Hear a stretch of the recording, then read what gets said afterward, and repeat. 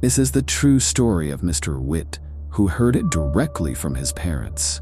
It takes us back to the early 1990s, around 1992, to an old commercial district surrounding a busy morning market.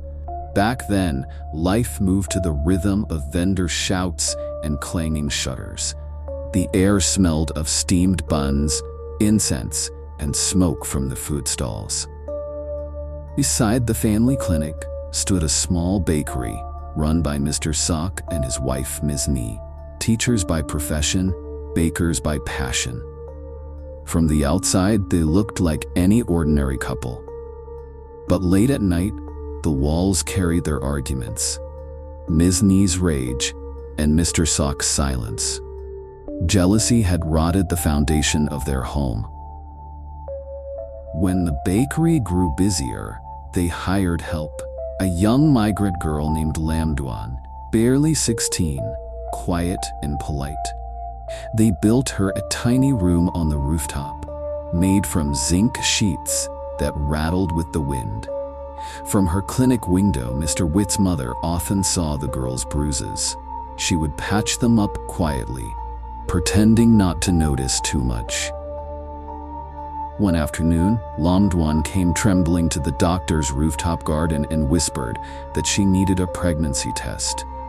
In that cramped bathroom, the faint pink line appeared and changed everything. The father was Mr. Sock. They kept the secret, afraid of what Miss Nee might do if she ever found out. Lamduan wanted to go home, but Miss Nee refused to let her leave, not even for a day. Every attempt to escape was watched, every coin controlled. Fear grew heavy around that rooftop room. Then came Chinese New Year's Eve. Around 3 in the morning, the quiet night shattered. There were screams, furious, desperate.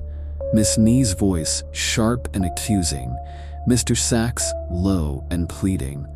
Then the sound of a young girl crying, followed by one loud crash that ended everything. The next morning, the light in Lamduan's room was still on, but the door was locked. Mr. Witt's mother saw Mr. Sack and Ms. Nee leaving the room together, padlock in hand. When asked where Lamduan went, Ms. Nee smiled coldly and said, "She ran off with a man."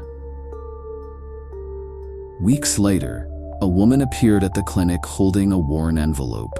It was Lamduan's mother. The doctor recognized her handwriting, the same letters she used to help Lamduan send home. The mother said her daughter's letters stopped coming months ago. She went to the bakery, only to return furious.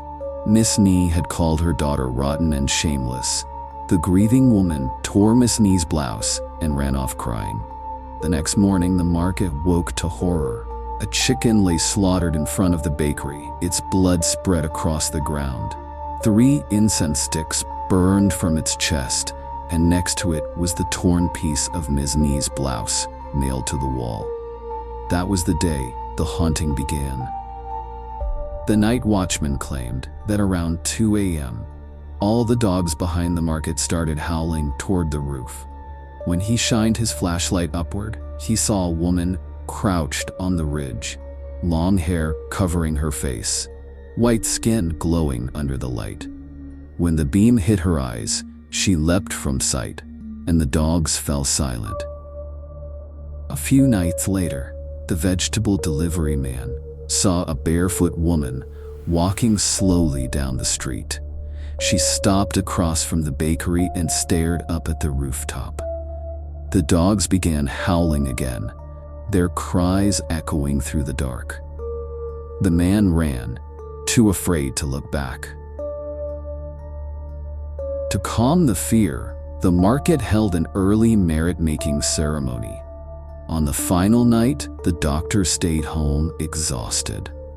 She had just fallen asleep when a heavy thudding sound woke her. It came not from the door, but from above. Then a voice. "Doctor, help me. Please help me." She rushed upstairs, opened the rooftop door, and froze. Lamduan was there, standing under the dim moonlight, hands covering her face, sobbing. Behind her, long dark smears streaked across the metal roof, as if something had been dragged across it. The doctor fainted. She awoke in bed, her husband and son beside her. Before she could speak, the doorbell rang violently. People were screaming outside. The bakery door was open. At the bottom of the stairs lay Ms. Nee, her neck broken. Mr. Sack had fallen too but survived, paralyzed from the waist down. Years passed. Eventually, the bakery was sold to a rice merchant. Workers came to renovate and clear the rooftop garden. While lifting an old 200-liter plastic drum used for planting herbs, it slipped and cracked open. Inside, they found soil, hair, and bones. Human bones. Lamduan had never run away. She had been buried there all along, hidden beneath herbs and flowers that grew from her grave. Some say Ms. Nee pushed her down the stairs after discovering the pregnancy. Others believe both she and Mr. Sack hid the body together. Either way, justice came quietly years later, when the same staircase claimed their lives. And even now, at 2 a.m, if you walk behind that market, the dogs still refuse to sleep. The wind moves across the zinc rooftops, dragging 3 soft strokes from ridge to gutter, like nails on metal. And sometimes, just faintly, you might hear her voice again. "Doctor, help me." If you enjoyed this true Thai horror story, subscribe to Tale After Dark for more chilling tales every week.